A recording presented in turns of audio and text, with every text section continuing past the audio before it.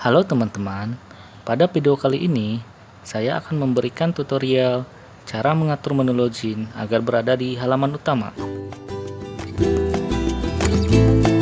Tujuan dari pengaturan ini yaitu supaya mahasiswa ketika mengakses domain e-learning akan langsung dialihkan ke halaman login.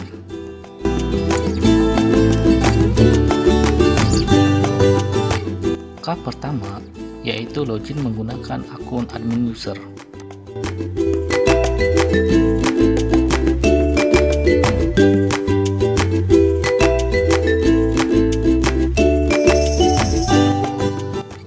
Pilih dan klik menu administrasi situs, lalu cari dan klik Site Security Setting.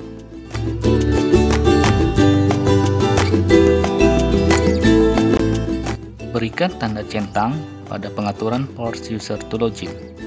Lalu, klik tombol Save Change. Setelah itu, kita coba logout dan coba refresh alamat domain e-learning kita. Bila langsung muncul halaman login, maka Anda berhasil mengubah halaman utama menjadi halaman login.